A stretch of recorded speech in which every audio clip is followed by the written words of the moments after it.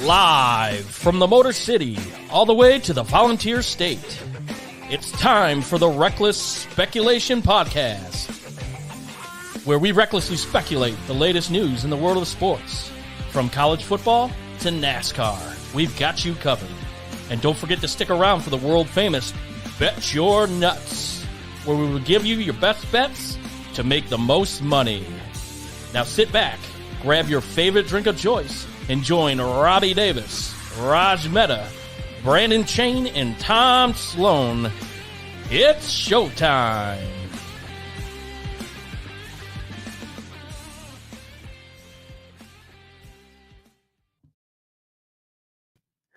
Welcome, everyone, to Reckless Speculation. It is October the 18th. We are in the first kind of quarter, if you will, of football season, maybe early first half, and a lot has gone on.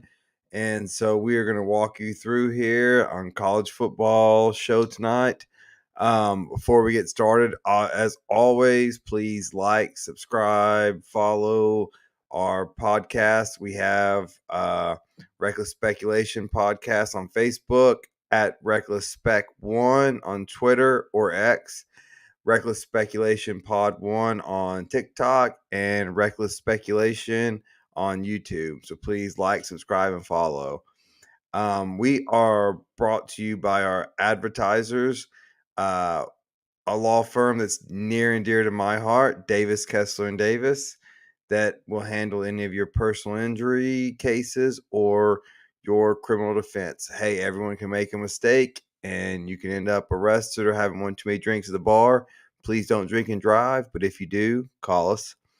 And we are in the other atmosphere. If you have too much money and you want to spend it, C&W Construction. They handle everything from patios to outdoor areas to full builds to remodels. Anything you can dream, they can build it. And that's C&W Construction. So now that that's out of the way, let's get real and let's introduce our team. Tonight with us, we're missing one person, but that's okay. Some people can't hang after a football weekend. But with us tonight, we have Brandon Chain. How's it going, buddy? Hey, it's going well, man. How are you? Doing good, doing good. A lot And on then, the I'm excited. Yeah, and then we have Tom Sloan, the mastermind of all these graphics. I couldn't do it without your help, guys. I do appreciate that. Well, thanks for being on tonight, guys. I have the honor of hosting tonight. We know, as people know, we switched around. Tonight, we're talking college football, and more specifically, as the NFL goes to London, as the NFL has more Cowboys fans in LA than they have Chargers fans.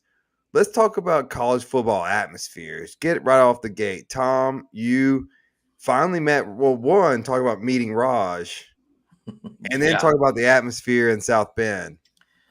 Well, yeah, so Raj and I were both in South Bend for the USC Notre Dame game. And in typical Raj fashion, it was kind of playing text tag for the first several hours of the tailgate. We'll say he had some issues coming in from Chicago, but about a half an hour before we were getting ready to go into the stadium, him and his buddies showed up. So right there on the left, and I couldn't believe how tall he was. I was shocked. Like, man, you're tall. It's either you're super tall or I'm borderline dwarfism here. But so it was really cool to finally meet him, and we had a drink together and took this picture right before we went in. And but the atmosphere, all in all, this was my third time to South Bend, and the one thing I could say is that it wasn't really, it hasn't been really a very raucous crowd in the previous two experience I had. The fans were kind of like Michigan fans. They sit on their hands for a lot of the game, but Saturday was different. Right off the rip, those fans were ready and they were pumped and they were they were loud, and I went with my brother-in-law Bill, who's a Notre Dame grad, so he was all fired up, and so it was cool to see his excitement. But all in all, the atmosphere was great. Notre Dame fans are always pleasant to be around, so we had a good time at the tailgate. That's next level tailgate at Notre Dame. It's out of this world what they put together, but it was a good time, and I didn't expect the result. I was actually hoping for more of a competitive game, but that Notre Dame defense was just they were playing out of their mind, and just shut down Caleb Williams and single-handedly eliminated him from any talks of a Heisman. So, but those fans were loud, and I was glad to be a part of it. The weather finally held up. It's pretty chilly. It was windy and drizzle most of the day, but right before kickoff, the wind kind of died down and the rain stopped, and it made a fairly pleasant night. So, I mean, it was fun. And about the fourth quarter, I looked back, and all of Raj's buddies were like sitting literally 6 rows behind us.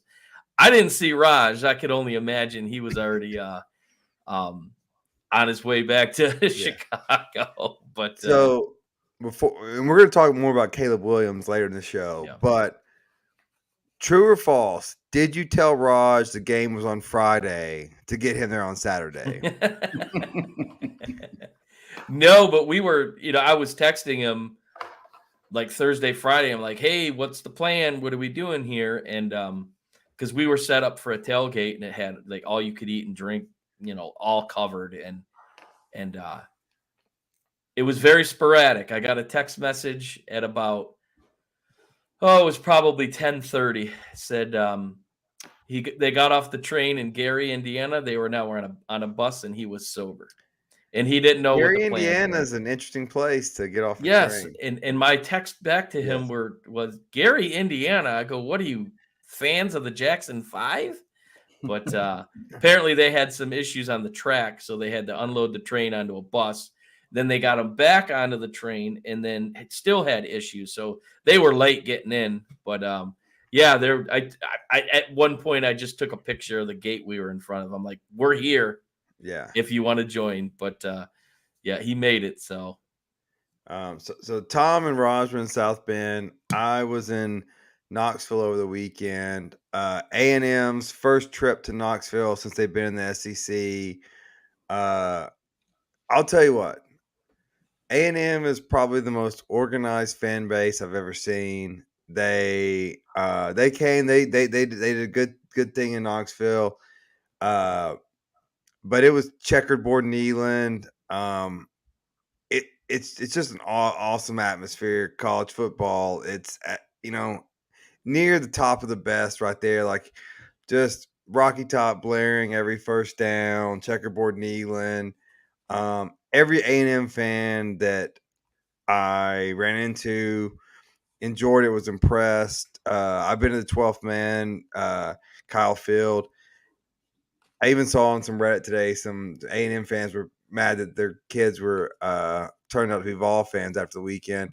Brandon, as you were at home this weekend, looking at both the Notre Dame atmosphere, the Knoxville atmosphere, and even Washington. Washington had a big game. We're going to talk about that in a second. What do you make, especially when you compare and contrast NFL? What is your takeaway just sitting there watching it on TV this weekend? Yeah, that's one thing college does so well. They get up for these big games and these big matchups, and the fans show up, and the atmospheres are just crazy. I've been to several college games, Neyland as well, and atmosphere is just 10 times what it is in NFL. Like you just don't, unless it's a playoff game or something in the NFL and you got home field advantage. And we're Titans fans, so even home field advantage, we might have 60-40 fan base there. So it just doesn't feel like a college game. College, that's always been the biggest thing. Their stadiums, one, they hold more people for the most part, and then just the atmosphere and the coordination like doing a checkered or a whiteout or a scarlet out, which we're doing this weekend. It's just completely on another level than NFL. So way more enjoyable to go and be a part of that atmosphere. NFL, I'm like, okay to go to a bar and watch it. Yeah.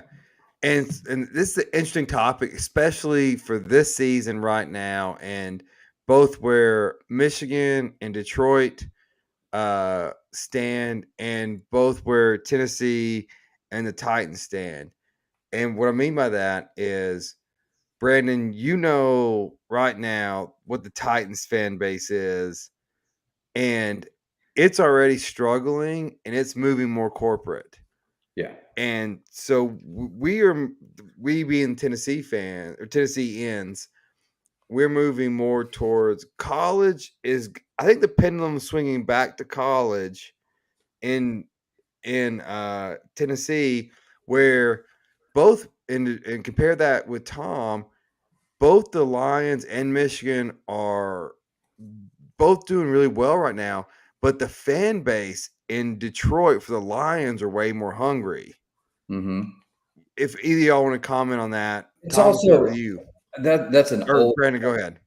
That's an older fan base too, so they've got a lot of deep roots there. A lot of generations growing up watching, a lot of disappointment through the years, but now there's hunger there for, this team is good and they can win. So, I mean, even Tom, I think it's your first time getting season tickets this year, and Yeah,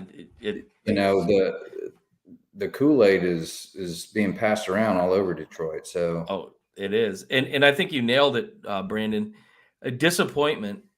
Years and years haven't had a playoff win since '91. Had one since 1957. So, if there's a fan base that's starved, I mean, Michigan's been Michigan, but this is a football town.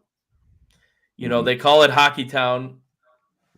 It's not. I mean, there's a big push for the Red Wings, but the Lions, what they're doing right now, this is something that I've never seen in my lifetime. So, I think the Lions, it's very comparable to a college atmosphere in a sense with the tailgating, and it starts at 7 a.m. for a 1:00 kickoff, and just everybody's. There's just so much pride, and it's very comparable to a college atmosphere. I love it. And Tom, real quickly, through your lifetime as a Detroit fan, what's been the most, or some of the like, where's the resentment level been towards the Lions? Like on a scale of 1, like we just accept them, 10 being we're starting to resent them. It's always been a love. They call them the lovable Leos for a reason. But the resentment came with ownership. Bill Ford just kind of had a grip on the franchise, and was always against cheerleaders, with just against any kind of like flashiness and marketability. So when he passed, the mother or the wife took over, and she ran it for a couple of years. Things changed a little bit, but now Sheila has it, and she's all about listening to the fans and changing the culture, and it starts with her. But as far as resentment goes, there was always resentment to the Ford family, just because in the NFL we know TV contracts pay the players. So win, lose, or draw, the Lions are, in the Silverdome, they were still putting 80,000 there. The owners are going to make out hand over fist, so it didn't really affect their bottom line. So now it's just a whole different atmosphere.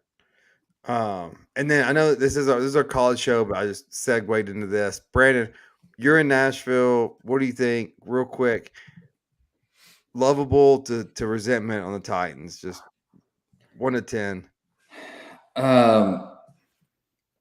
We're closing in on 7 or 8 at this point with this whole new stadium situation, and how, allegedly the longtime season ticket holder fan base that has built this, what we have, if you can even call it a big fan base, but it's we're kind of getting screwed like in this whole deal. So I jumped in 04. Wasn't really an NFL fan. Just I was a Players fan, but Titans were here. It was fun to go to a game. Then we just got hardcore into it, and we were those tailgaters at 7 a.m.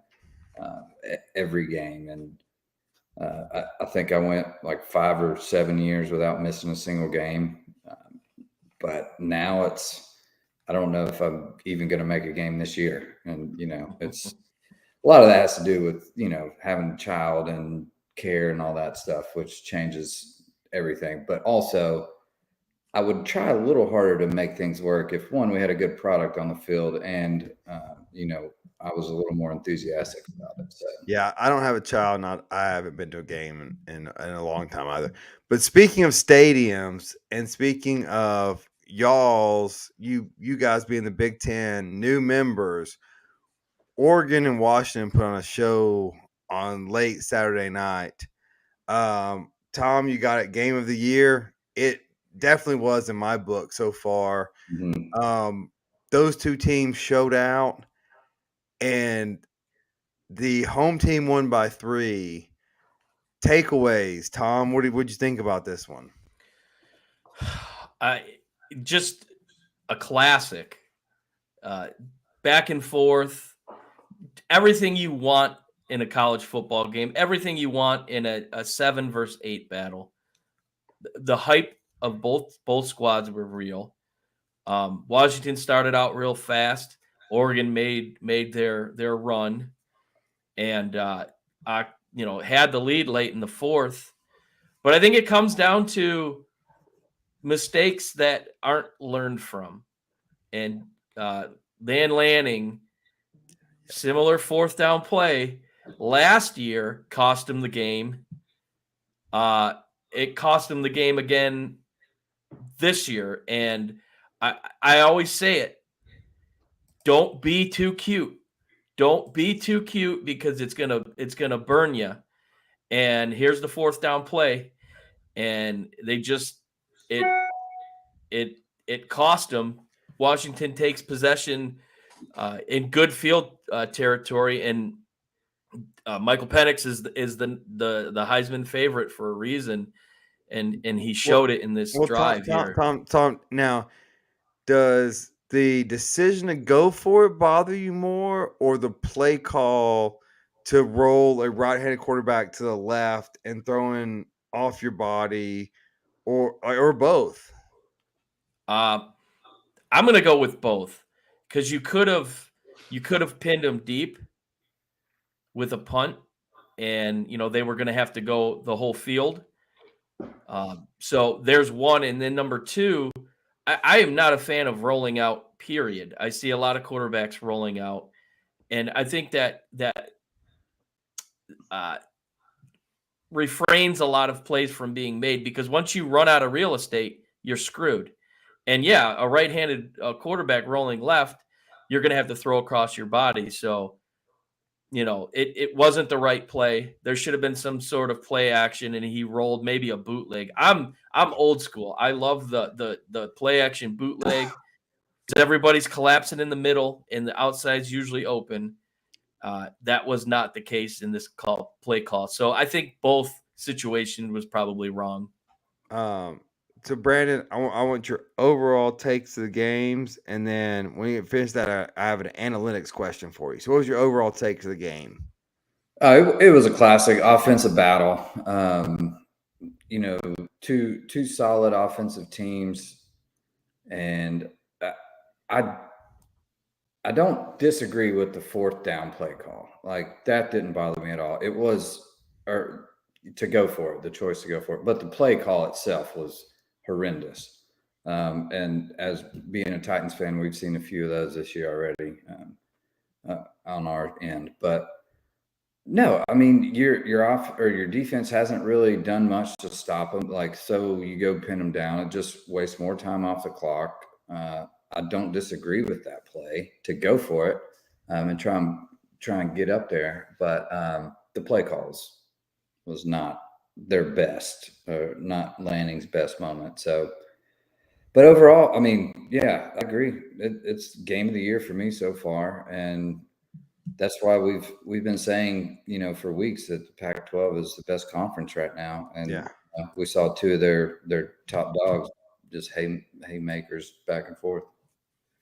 And so to my analytics question for both of you guys, and this is what always bothers me about analytics. Oh, if it's 4th and 3, you have so and so percentage to get it based on the number of plays go.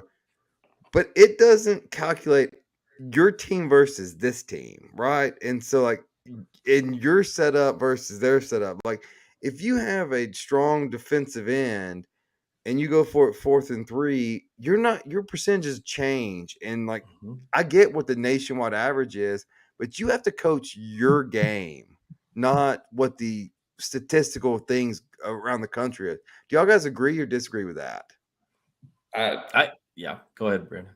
I totally agree. It's 100% matchups. It has Yeah. analytics. It's a national baseline, I guess, that you can draw from, if you will. But it's all about matchups. I mean, you'll see teams that are an 18th ranked team versus a 6th ranked team or something, and the matchups look good and in favor of an 18th ranked team, just the way they play ball and the athletes on the field, and you have to use that to your advantage, not analytics. I mean, I don't know about all that. The whole statistical world of football has gone crazy in the last 10 years, but yeah, go ahead, Tom. To me, there's too much focus on analytics, and some of these coaches, literally, they'll have a direct link to the analytics coach up in the box, and they'll tell them, you go for 2, or you go for it on 4th here. But you're right, Robbie. I don't think they take into consideration who they're playing, and the moment. You're up late in the 4th on the road. You kick it, but analytics says go for it. Like I said, I'm old school in this. There's this newfangled way of coaching and things. I just think it takes a lot of the game away. It's like it's a chess match. You kick it. You have faith in your defense. Yeah, Washington, I think at that point had 29 points, which is pretty handled compared to other games they've had high scoring. So you put the game in the defense's hands, you pin them deep, and then you know what? If they run down the field, they earned it. But the analytics in this situation said go for it, and on the road, I think it's more of a challenge in that stadium. Yeah, wrong move. It reminds me of when teams 4th and 1 and they'll line up in a shotgun and hand it off, and they're like, oh, that's statistically our best way to gain a yard. Well, yeah, it is, because you run it on 1st down where everything's on the table. But if you're trying to get 1 yard, that's not your best play. Like, you've turned a 1-yard gain into a 6-yard play, and like that's just not smart, and you just outthink yourself. And I think that's what Oregon did there. But analytics has taken over every sport, so it's just I don't know. I don't like it. It can't measure heart in the moment, like you said, and matchups, and that's what it boils down to.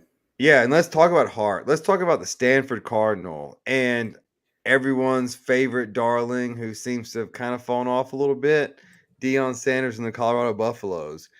They were up 29-0 at halftime. And for all you people, they're sitting there gambling live odds. If you're taking Stanford there, you're sitting pretty today.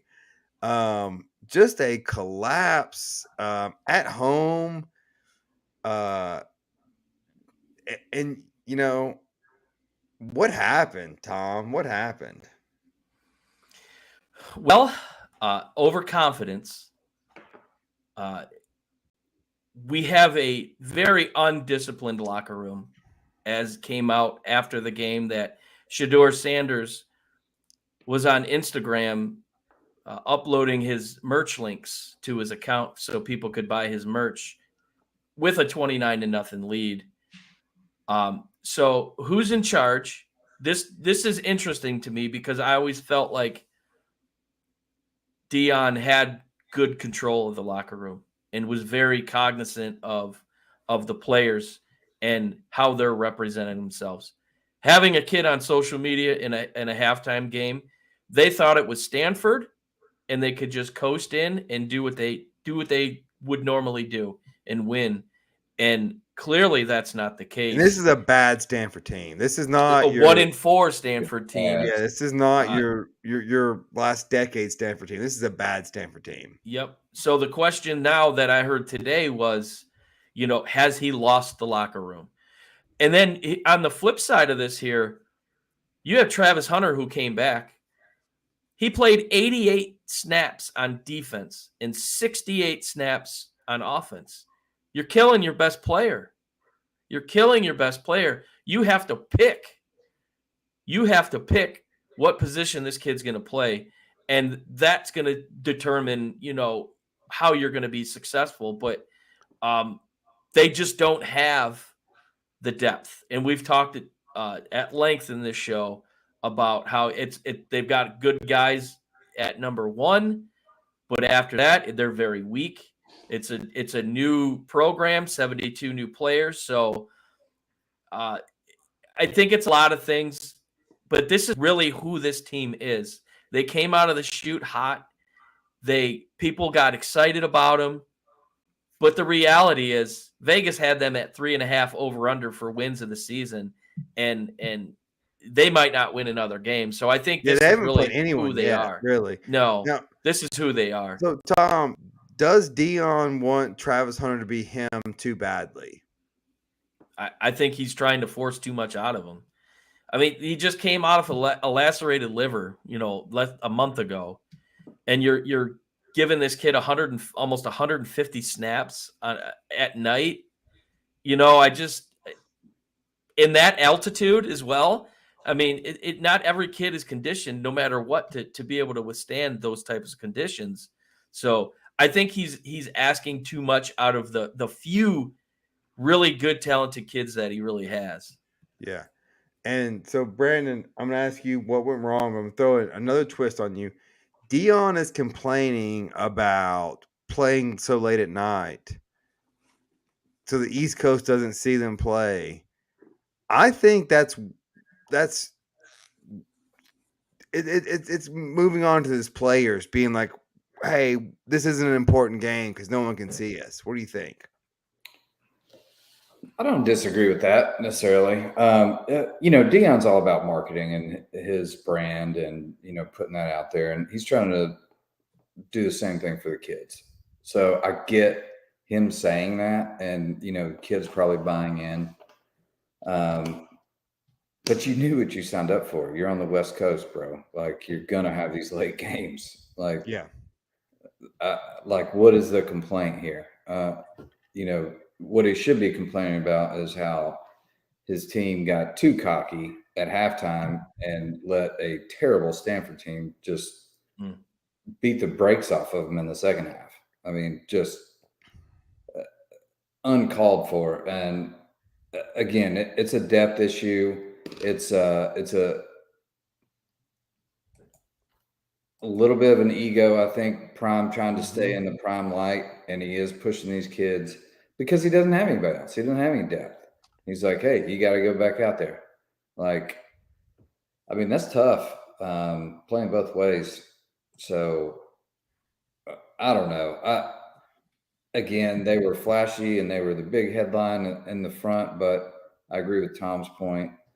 This is kind of who they are. Defensively, not very good, and they can crumble quickly. So if it's the stock market, and I'm saying you have to hold it for 5 years, are you buying or are you not buying? No, I'm still buying. Yeah, I'm still buying. He's a good coach. Yeah. No, he's a good coach. He's a good. Yeah, he's a recruiter mastermind, and the reality is he wasn't given a whole lot of time to recruit outside of the transfer portal. So I think you give him 2 to 3 years. And like I've said it before, they're going to win a national championship within 5 years. I really believe that because people are going to want to play. The number one quarterback in the country here in Detroit, Underwood, he's leaning to Colorado. And why is he going to Colorado? Because of Deion. He's right in Michigan's backyard, and Michigan's the talk of the town. But he's leaning Colorado. So he's going to get the upper echelon kids because here's one thing that Deion's good at. He's a marketing just mastermind. So kids are going to go there because they know they're going to get eyeballs on them. They're going to get great NIL deals while they're still available.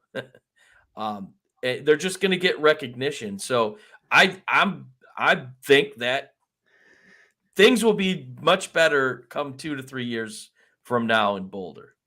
Fair point. I disagree with both of you guys. I would not buy any of this Colorado stock, but nonetheless. All right. So the playoff picture, I'm not sure if it's getting muddier or if it's getting clearer.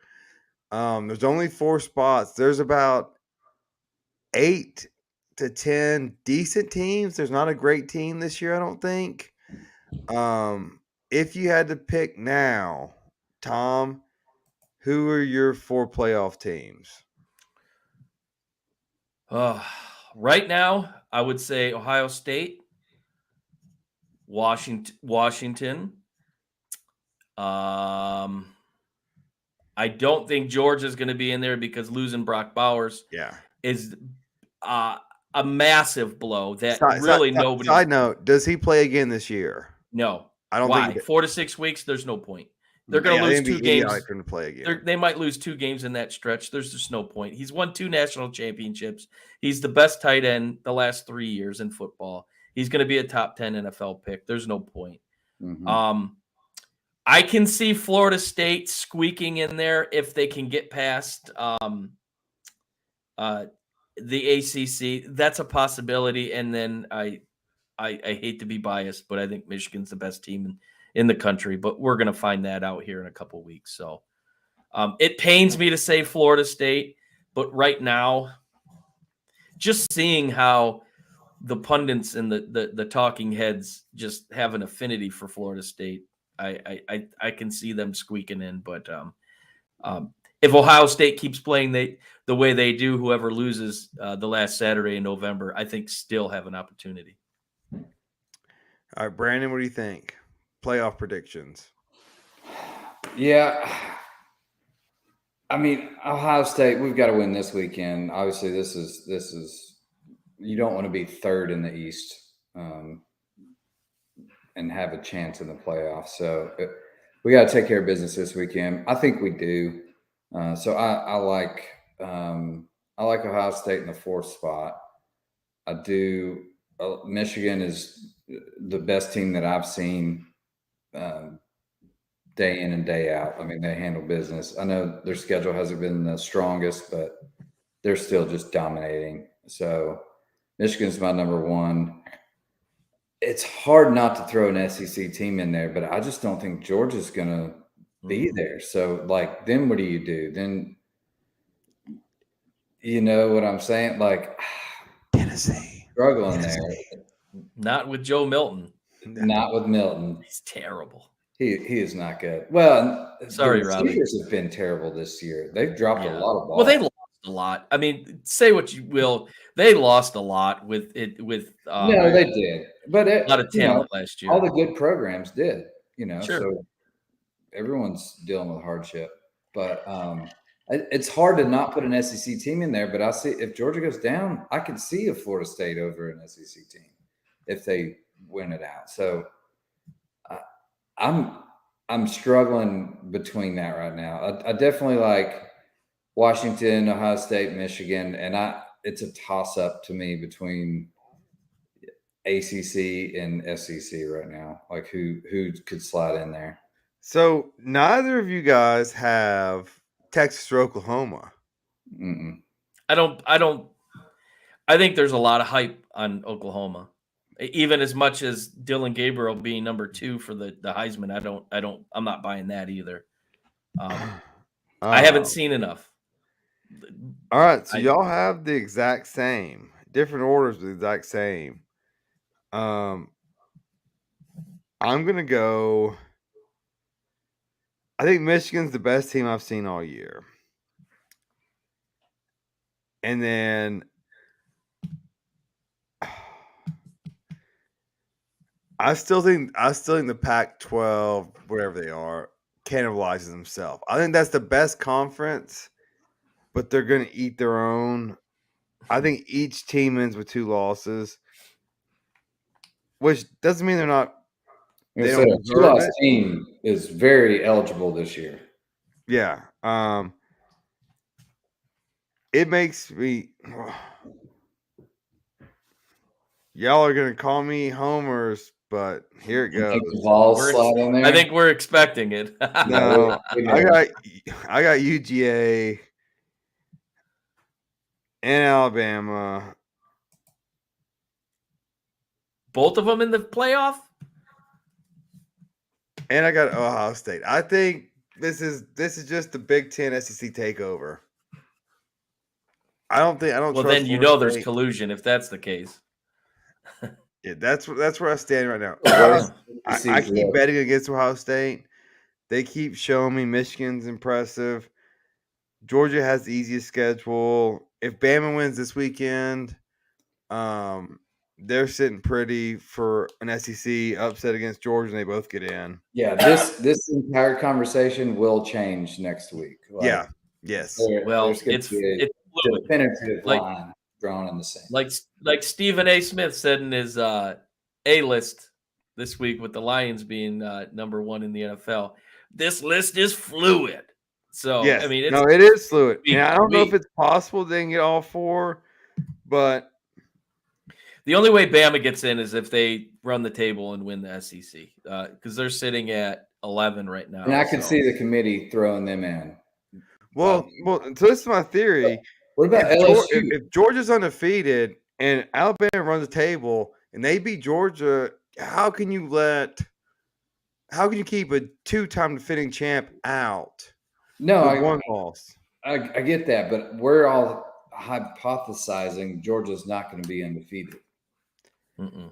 I don't. So y'all think they're going to lose in Neyland? I think Georgia's going to lose in Vols. I do. I hope you took away half their offense. Yeah, Brock Bowers is a security valve. He was at least 40% of their plays. Mm-hmm. All right, so talking about a great player to great player, let's talk briefly about Heisman front runners, and then we've got some drama to talk about. So right now we've got Penix Jr., we've got Caleb Williams, who kind of had a bad game. No, Bowers is now out. Who do you guys think? Tom, go ahead. It's Penix number 1. It's Dylan Gabriel and JJ McCarthy are tied at plus 1,000. Yeah, you have JJ for Heisman. You think he's got a chance? I think he's got a great chance, and it all depends on how he performs. And it starts. There's a 4-game stretch here. Yes, Michigan State's not good at all, but it's a rivalry game. And we all know what happened 8 years ago, almost to the day. Trouble with the snap that all the Sparties are all over Michigan Twitter about. So he's got to perform in this game. Maryland on the road. He's got to perform in that game. Yeah, they're no slouch. Penn State on the road against arguably the top 3 defenses in the country. He's got to perform. And obviously here against Ohio State the last Saturday in November. So if he gets through those 4 games playing similar fashion that he did against Ohio State last year, I think it would be hard to not make him a Heisman choice or a Heisman candidate, we'll say, because he's been consistent. He doesn't have the yardage, but he's also started running the ball a little bit more. He's added that to his game. So I think he's been very consistent, but there is a bit of a gap between him, Gabriel, which I'm not sure if Gabriel is even deserving of the number 2. But right now it's just Michael Penix because his is just what he's accomplished this year is incredible. But Caleb Williams lost the Heisman last Saturday. Well, there's no way you can recover from that. Well, that's when I was going. How bad did he look in real life? I saw him on TV, but how bad did he look in real life? Disheveled. Their offensive line is Swiss cheese, and Raj will probably tell you the same thing. He had no time, but the decision making he had, it was just he was throwing the ball, he was missing receivers. He didn't look like he wanted to play. And there was actually video of him in the locker room of when the coach Lincoln Riley was talking. He's just standing there, just not paying any attention. So he completely lost the Heisman. He's already got one. So, but yeah, that was not a good look. Brandon, so talk about JJ at Michigan. Talk about Michael Penix. What about Drake May at UNC?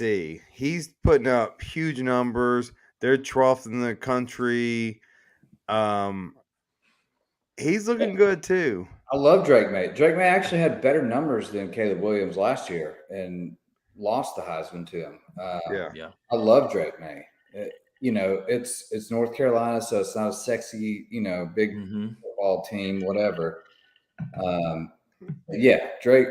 So after this last weekend, and we're going to transition into kind of the Caleb Williams story, but just everything that's been going on with him and has surrounded him, and as big as his head is blowing up right now, he has completely lost all of my,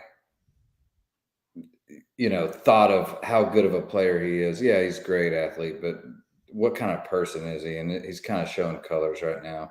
One game normally you can take a punch on the face and bounce back, but just with all the extracurricular shit going on top of that, it's very off-putting for me as far as if I was a voter. So I've got him out of the top 5 just on that basis. But I love Penix. He's a clear front runner. And what about Bo Nix at Oregon too? He's I think that head-to-head. Oh no! Now Bo Nix can come back and beat them on a neutral side. Well, no, Pac-10's Pac-12. It's a home playoff game, or So Bo Nix is in the mix. Obviously, Drake May and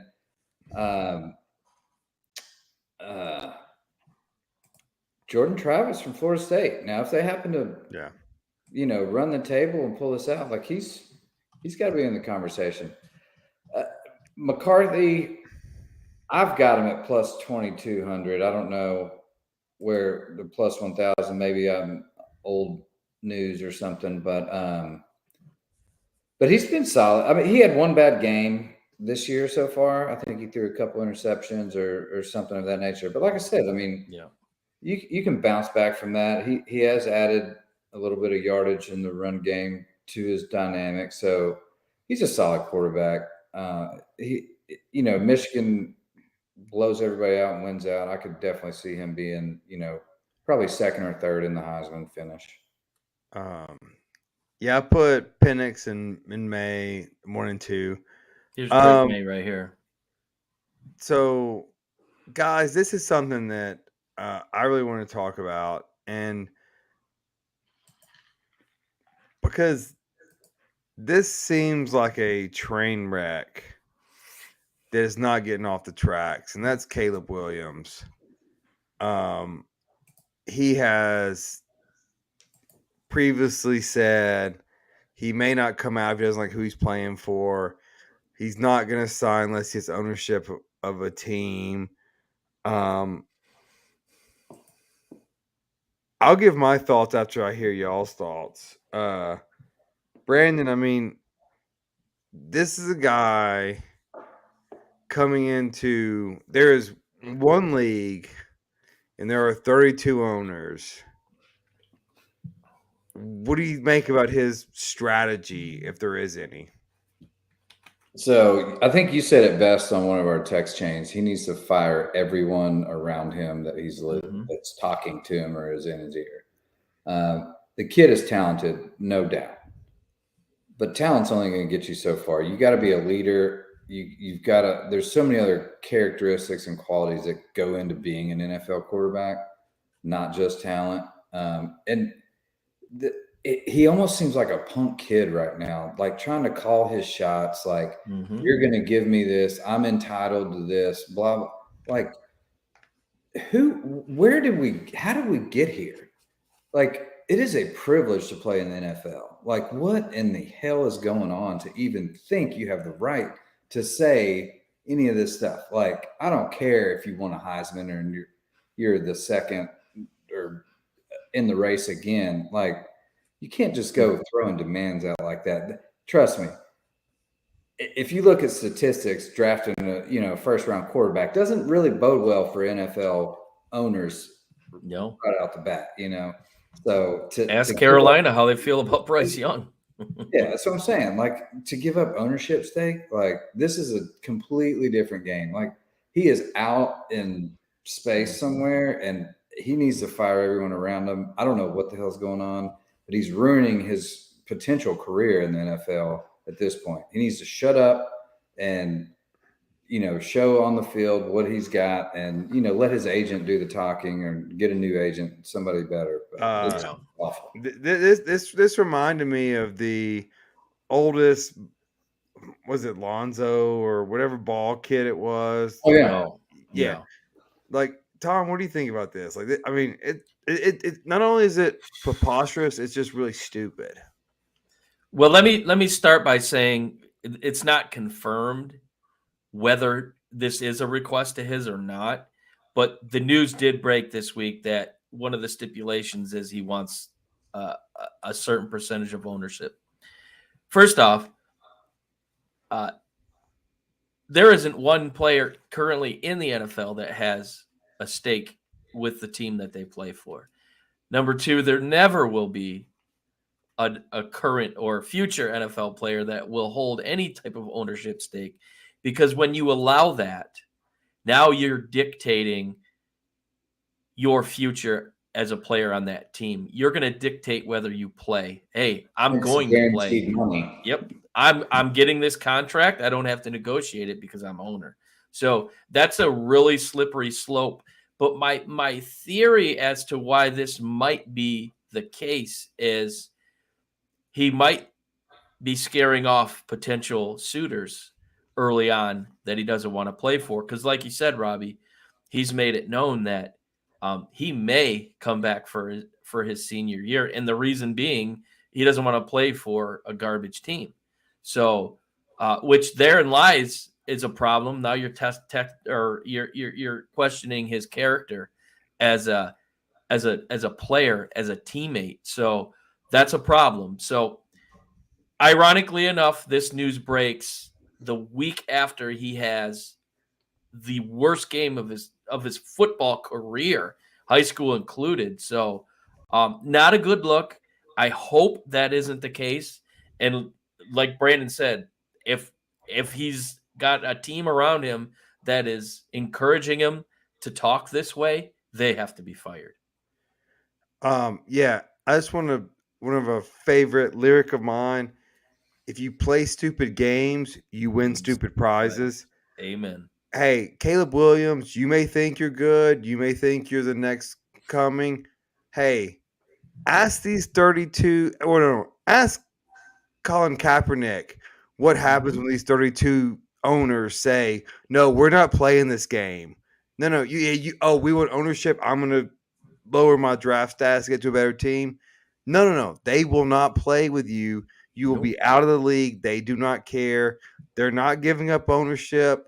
They will blackball you. You are a fraction of their money. They don't care. Like, so so you better fall in line.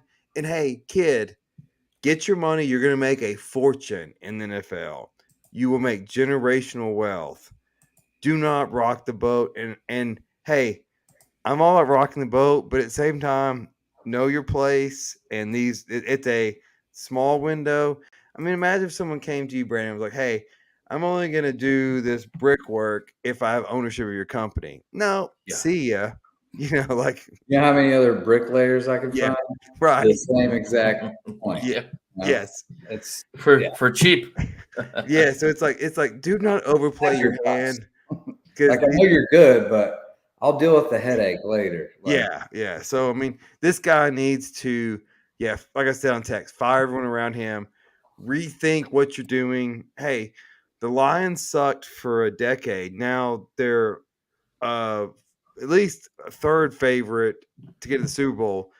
NFL is meant to change things. Like I really do. Don't know the kid, never met the kid, don't even have an interest in the kid, but I hope he gets a good advisors on his shoulders because he could mess this whole thing up. Yes, he can. He needs some better advisors. That's 100% true. Yeah. He needs somebody in his ear being like, "Look, just chill out, dude. You're already a number 1 draft pick, if not, top 5." Yeah, not even the Haslams gave up ownership to Deshaun Watson, and they gave him the first guaranteed contract of all time. They're not That's even what I'm saying. Now, like everyone, that's all these contracts are about is guaranteed money, guaranteed money. Well, Once you and do two, that, you can't change it. Yeah. yeah, and another thing, like CJ Stroud in Houston, he got all his money up for his whole 4-year deal, paid in full up front. So Which there's is things that are also going to unheard change. of. That's crazy. Yeah. So our future draft picks going to look at that. So we'll see. But Speaking of money, cue it. It's time for Bet Your Nuts.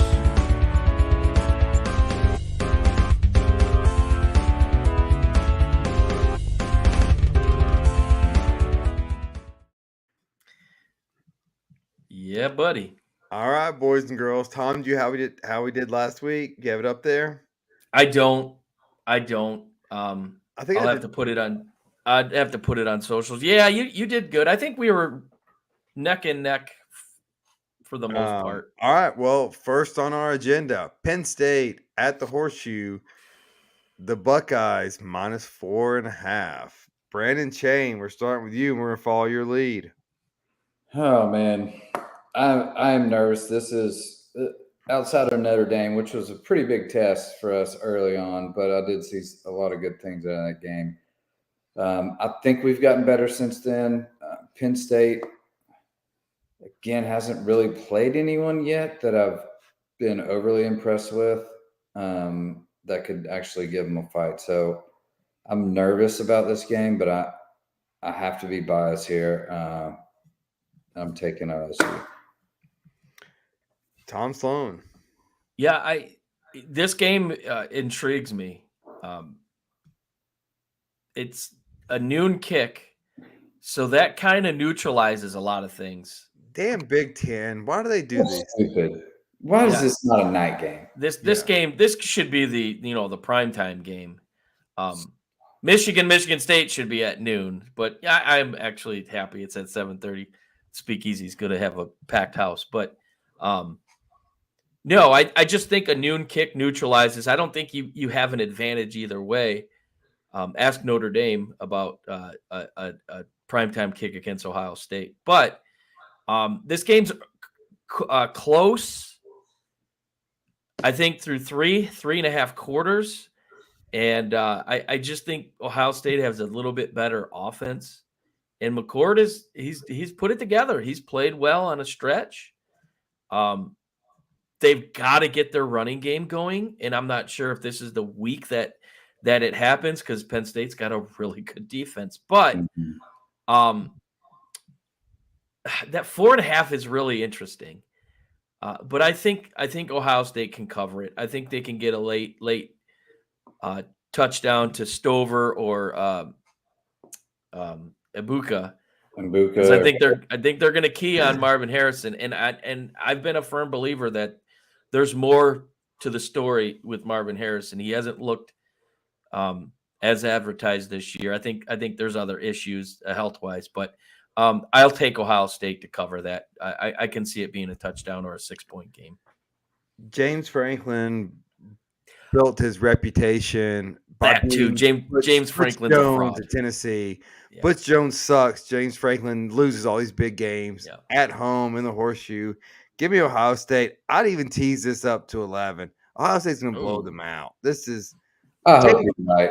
I was trying to be conservative, and James Franklin chokes in all these games. Yeah. that's what I really wanted to say in my head. But Yeah. I'm such the local. James bias. Franklin has this job because Tennessee and Florida sucked athletic departments.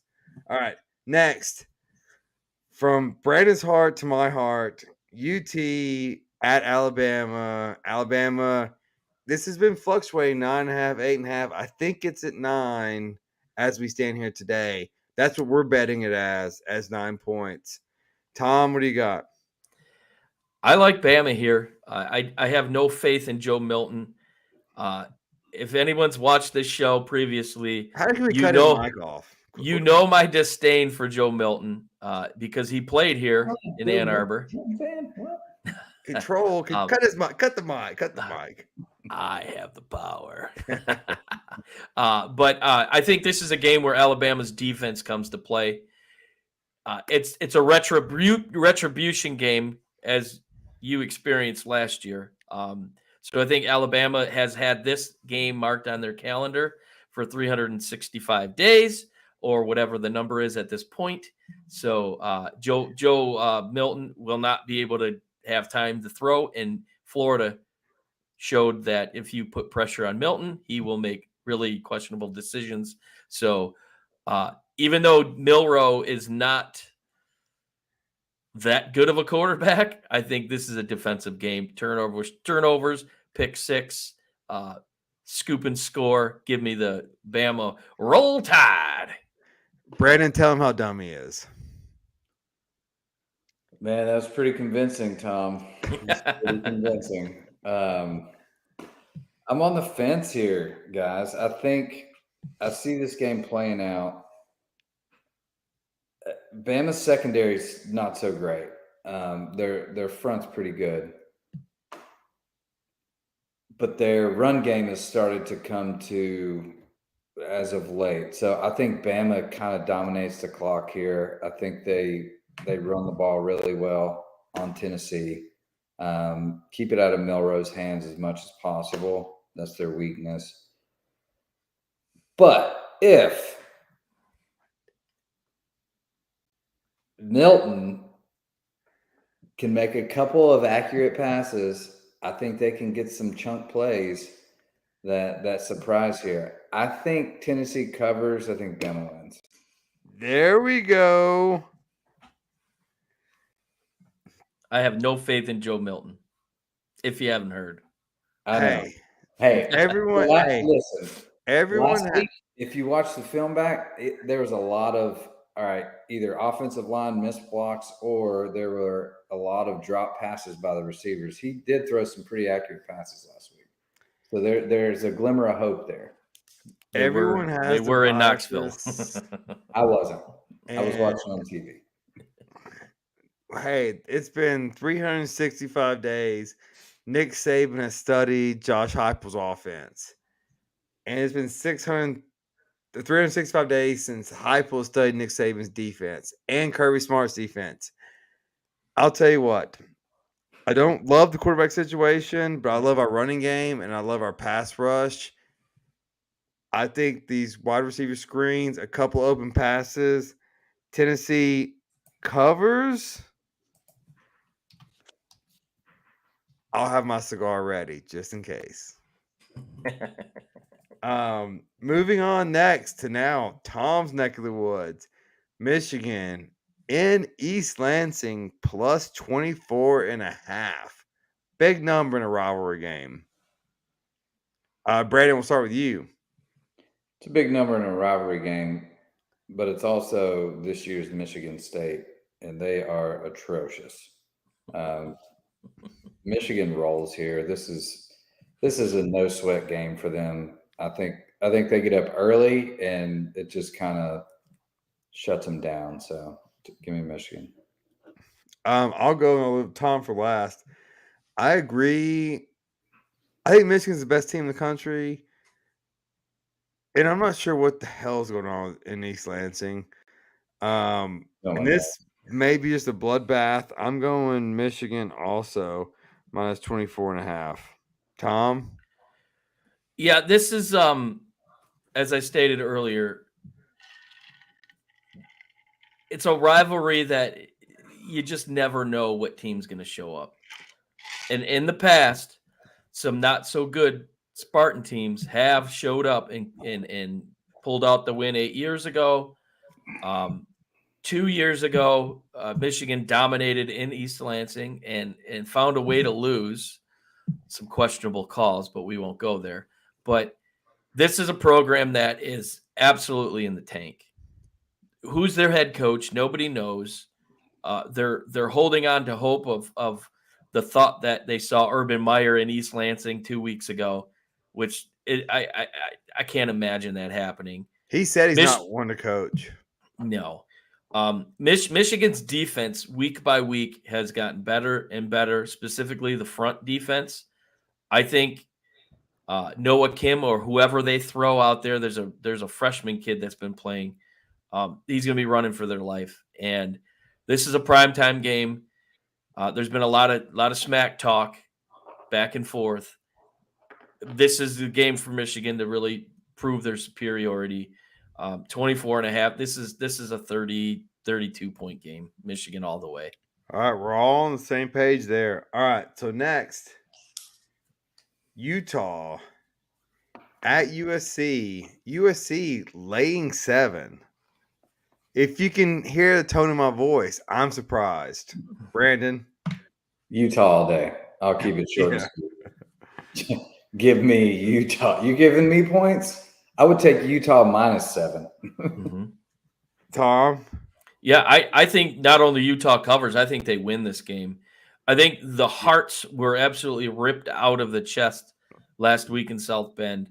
This is the most whoa line I've seen all week. Like, whoa. How you can give them that line a week after they've had their worst game in probably 5 years. Definitely the worst game in the Lincoln Riley era. All right. No defense. Offensive line is putrid. Utah's going to win this game. Duke at FSU. Tom. Oh, the spread is FSU minus 14.5. Minus 14.5. We talked about Drake May earlier. He's a hell of a quarterback. And if not for better quarterback play, Florida State probably loses to Boston College. And the next week, I forgot who they played. The next week, it was the same song and dance. They squeaked by. The Florida State's going to win this game, but 14.5 against a team that has an NFL-ready quarterback. No, I can see it being maybe a touchdown or less. So give me Duke to cover here. Brandon? I'm sorry. I am thinking of the wrong person. Oh, we're not even calling you. I'm sorry. We're not having a why am I thinking North Carolina? No, we don't know. You don't know what the hell you're talking about. I'm retracting. Florida State. Yeah, Florida State. I'm thinking of the wrong school here. I had a brain freeze. Starting to heat up, man. I like Florida State here. So. Yeah. Florida State. Yeah, don't worry. That's the North Carolina baby blue. Now, come on. Man. I don't know what I'm thinking, man. So you got it's been a rough week. Lincoln's been on a whole nother level. I'm taking Duke, especially they get Drake May as their quarterback. Yeah, I apologize. The last minute and a half of programming has been subpar. Come on, North Carolina Triangle, the research triangle teams, we're good. Here's the emoji. Florida State. Give me hey, we have certain classics on the show, and that's another one to add to it.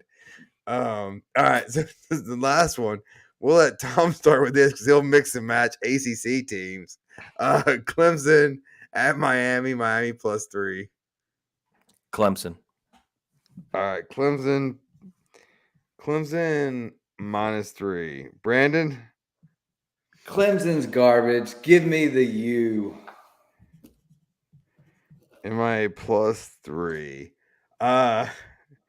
Well, I think Drake May is going to play quarterback for Miami. Drake So May I'm just thinking wants it Miami again. too.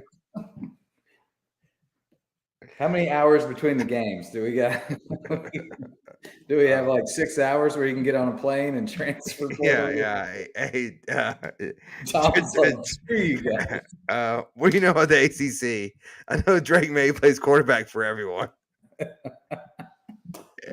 All right, boys. Great college show. Final thoughts on. Thanks for listening to another episode of Reckless Speculation. Don't forget to follow us on Facebook. Boy, I'm really batting 1,000 today, fellas. Oh my God. All right, boys. Final thoughts. This podcast for our fans will launch right after showing, right? We're Oh, it's live. now. It's live right now. Oh, It's oh, live. it's Yeah, okay, we're live on this one. Nothing like live. We're TV. live on this one. Yeah, the NFL okay. show will be released tomorrow. Okay, yeah. So we, all right. So yeah, thanks for watching. Final thoughts, Tom, for you. Besides where Drake May plays. Well, final thoughts or final words. I'm bad. I'm terrible. I had a horrible day today. No, but it's rivalry week here in Michigan, and it's always fun to see all the banter back and forth. Like I said earlier, Michigan State Twitter has been on fire. You've got all the Sparties bringing up the past, as they normally do. And Michigan fans are bringing up the fact that Michigan State's a basketball school. So it's always fun bantering. The Speakeasy, we're having a Michigan State party. So there'll be some Sparties in the house and some fun little bragging rights will be had. So I'll speak on that next week, hopefully after a Michigan win. But rivalry week's always fun, and it's same can be said for against Ohio State. That week's always fun. The anticipation, it's always huge, and it makes the game that much more fun to watch. So outside of me being absolutely horrible today, which I apologize, go Blue. Yeah, I'll go. So my final thoughts are just the evolution of the show and the evolution of the time frame, I guess. I'll text my friends, hey, I'm out of pocket for the next 2 hours. I'm doing reckless speculation. And they say, oh, you're still doing that. And I'm like, well, yeah, one, watch. And two, yeah, we're still doing it. And we're going to keep doing it. We enjoy doing it. And this is fun for us. And we appreciate everyone that watches. And we do it for people that watch. We do it for ourselves, too. And so, yeah, anytime you want to comment, anything you want to hear, good, bad, or the ugly, we welcome it. But yeah, we're just guys having fun talking sports. And thanks anyone that watches and subscribes, and we do appreciate it. And yeah, and we're gonna keep doing it because we're having fun. Mm-hmm. And until Tom knows who Drake May plays for, then we'll keep going. No, this is what makes it authentic. You know, we all screw up and we all say things. It's just funny. It's just we're human, you know. Yeah. Can't be statisticians and analytics the whole time. You know, got to have a little bit of a breather. Especially when Raj isn't here. Yeah, exactly. It was no, dude. You did great. That's an easy mistake. I actually thought I had to double check. I was like, does Drake May play for Duke? Did I get this wrong? Don't ask me where I came up with that. No one's ever confident enough to correct in real time. We're like, wait, maybe I'm wrong. I'm like looking it up real quick, making sure that he still plays for North Carolina. But no, big game for us this week. Big game for everyone, I guess, except Michigan, who's steamrolling everyone. But yeah, if we look good in this game and we win pretty convincingly, I feel really good about going to the big house. So we'll see. You're potentially looking at number 1, number 2 being from the Big Ten. So yeah, for sure. So all right, good show, boys. All right, thank you for watching, everyone. And this is live apparently. Yeah. So this is good. We're about to record our NFL show. So look for that. It's same tomorrow. Well, yeah, it's gonna be dropped. It'll be tomorrow. released tomorrow at 7 p.m. Yes, 7 p.m. tomorrow. All right. Thank you guys for watching. Thanks for listening to another episode of Reckless Speculation. Don't forget to follow us on Facebook, Twitter, TikTok, and YouTube searching Reckless Speculation. Catch us on Apple Podcasts, Spotify, or wherever you get your podcasts. We look forward to catching you right here next week with another exciting episode of Reckless Speculation.